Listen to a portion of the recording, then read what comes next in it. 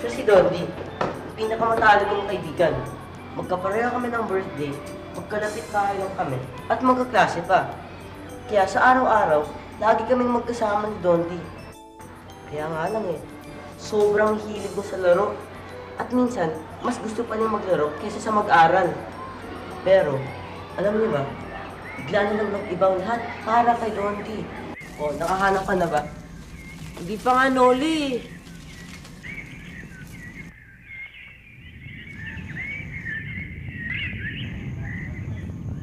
Saklolo! Saklolo! Noli, ikaw ba yan? Saklolo! Noli? Saklolo! Tulungan ninyo ako! Saklolo! Saklolo! Anong ginagawa niyo dyan? Ay, salamat naman, Saklolo. Para mo nang awa, ilabas mo ako dito.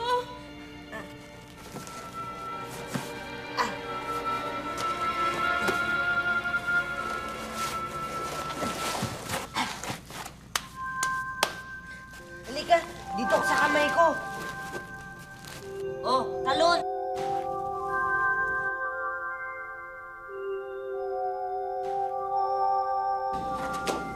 Ay, maraming salamat, Amang. Dondi pong pangalan ko. Maraming salamat, Dondi. Buti na lang dumating ka. Kung hindi, marahil kung napano na ako dito sa gubat. Wala pong ano man yun.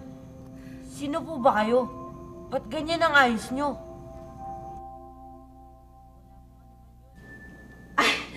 Ako nga pala si Ekpi. Isa akong duwende. Duwende? Oo.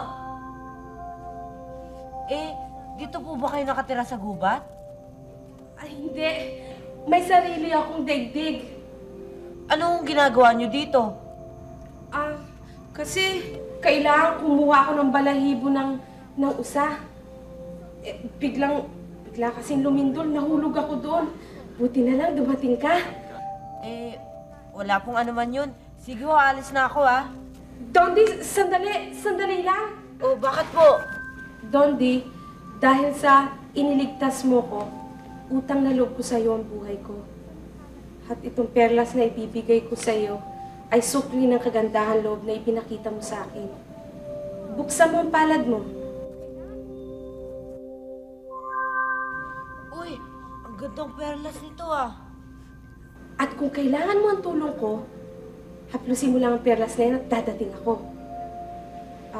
Dondi, inaasahan kong gagamitin mo lang yung perlas na yan kung kailangan. Dahil sa tuwing gagamitin mo yung perlas na yan, nababawasan din ang kapangyarihan ko. Eh, ba't hindi mo ginamit ang kapangyarihan mo kanina? Dondi, kailangan harapin ang pagsubok na walang daya. At isa pa, kailangan manatiling lihim ang lahat ng yan, ha? Bakit? Basta. Sige, paalam.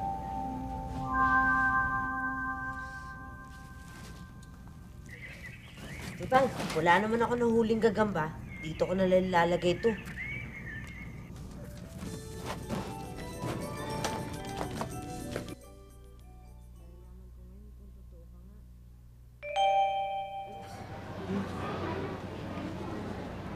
Malalaman ko ngayon kung totoo ka nga.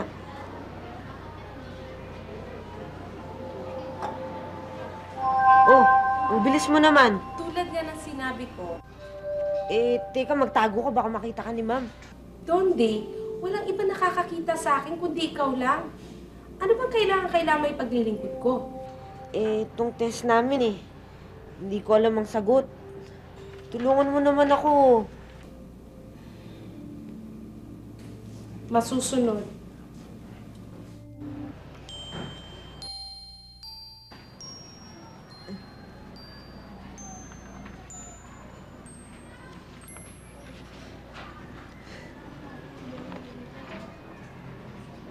Ma'am! Tapos na po ako.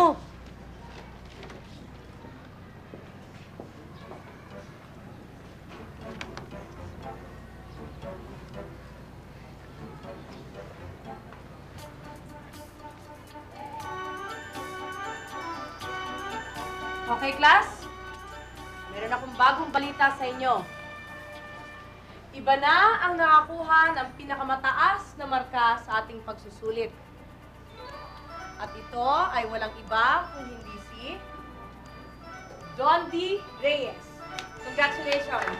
Napaka naman natin siya. Tama ang lahat ng kanyang mga sagot.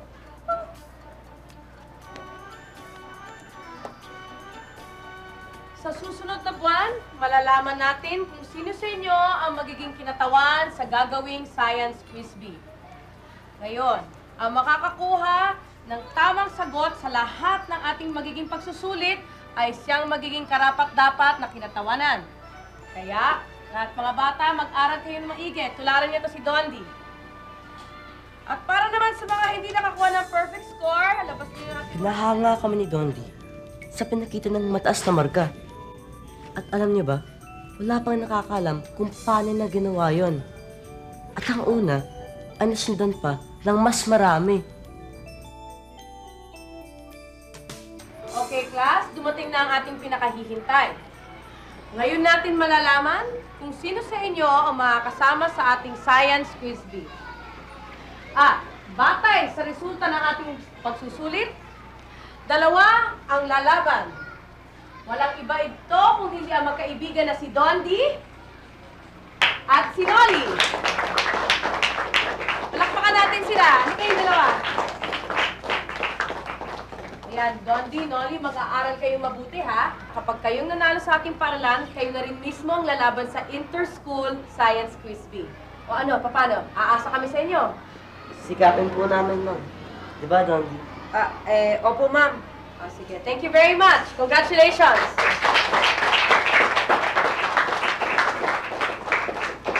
Okay, class, pagpapatuloy natin ang leksyon. Unit 3 ng ating science text.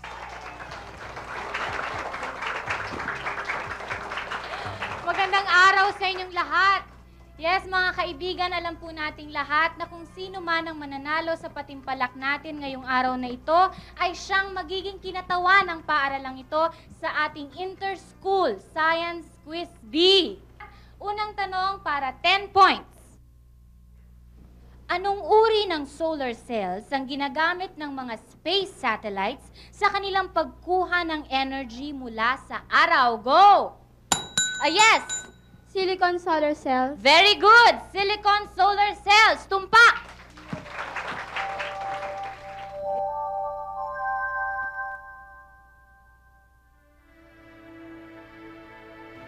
Ekpi, may sakit ka ba?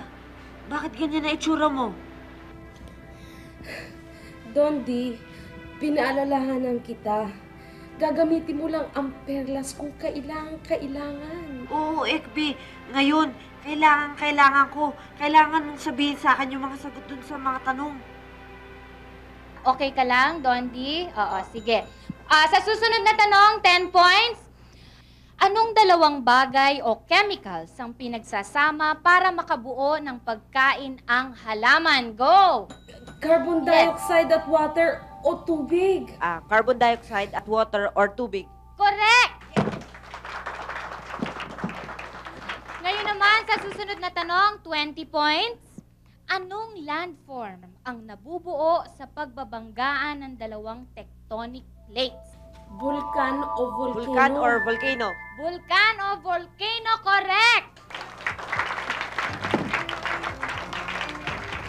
Yes, narito na po tayo sa ating ikalawang round at nangunguna ang team ng Grade 6 Section Hope, sina Dondi Reyes at Nolly Espiritu.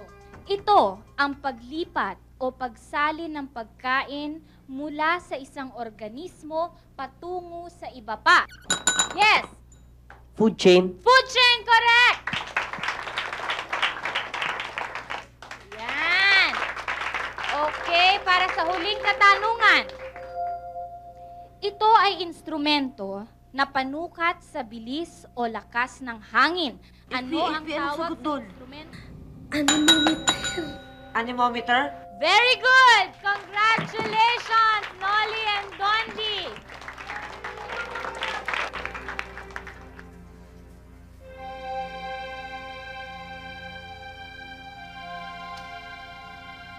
Ekpi, pakilinis naman to. Ekpi? Anong nangyayari sa'yo? Ang perlas, Dondi. Ang perlas. Ang perlas, umiitim. Ikaw at ang perlas, Ekpi. Nagbabago. Habang umiitim ang perlas, Dondi, unti-unti rin akong nanghihina. Hanggang sa tuluyan na rin akong mamamatay. Hindi pwede. Hindi pwede yun, Ekpi. Sinabi ko na naman noon pa, Donte. Gagamitin mo lang ang perlas kung kailangan mo. Dahil sa tuwing ginagamit mo ang perlas, unti-unti rin nawawala ang kapangyarihan ko. Paano yan? Malapit na ang Science Quiz Bee. Paano yan, Ekpi? Hayaan mo, Donte. Tutupad ako sa pangako ko. Kahit na mamatay pa ako. Hindi, Ekpi, wag na. Sige. Ako na lang dito. Sige, Ekpi, magpahinga ka na, Ekpi. Ano ba nangyayari sa'yo? Kinakabahan ako sa mangyayari sa Science Quiz Bee. Sino bang hindi? Ang ibig kong sabihin, Ano? basta, Loli, mag-review na lang tayo. Mag-aral tayo. Kailangan natin maghanda. Akala ko ba handang-handa ka na? Sa susunod na tanong, 10 points. Ito ay istruktura o poste ng isang sundial. Sa pamamagitan ng anino, maaari nitong ituro ang eksaktong oras. Ano ang tawag sa istrukturang ito? Go! Yes, Betty Go Belmonte. Nomon? Nomon, correct! Yes. Ngayon, para naman sa susunod na tanong, 20 points. Ito ang pinakamainit na planeta sa ating solar system. Planet Venus. Planet Venus, correct! Nako, medyo nagkakahigpitan ng ating labanan, mga kaibigan. Ngayon, narito ang susunod na tanong for 20 points. Ha? Ito ang klase ng ulap na karaniwang matatagpuan sa Pilipinas. Kapag ito ay kalat-kalat, ibig sabihin magiging maaliwalas ang panahon. Ano ang tawag sa ulap na ito? Yes, Betty Go Belmonte. Cirrus? I'm sorry, wrong answer. Yes, San Juan. Cumulus clouds. Cumulus clouds. Tama. Medyo nagkakahigpitan ng labanan. Ito ay sumabog na bituin. Pinaniniwalaan na kahit ang liwanag ng ilaw ay kayang higupin ng malakas na gravity nito. Ano ito? Yes. Nebula. Nebula, I'm sorry. Yes, Betty Go Belmonte. Black hole? Black hole, correct.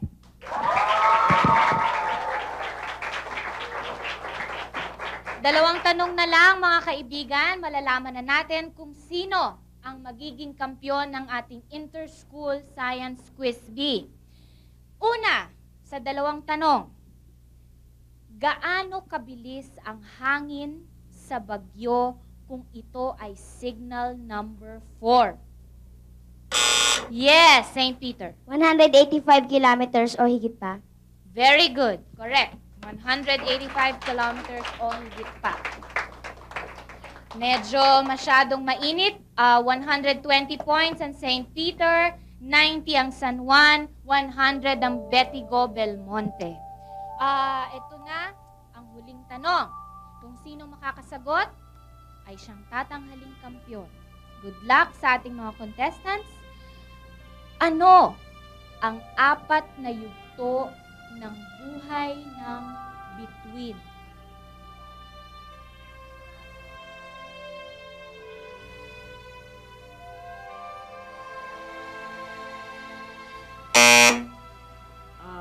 Nebula, Nebula, protostar, protostar, main sequence star. Ekpi, maraming salamat sa iyo, ah. Pasensya ka na. Masyado akong umasa sa iyo. Nagkaganyan ka tuloy. Yaan mo, di na uli kita iistorbohin. Salamat din sa'yo, Dondi. Masaya ako't natulungan din kita.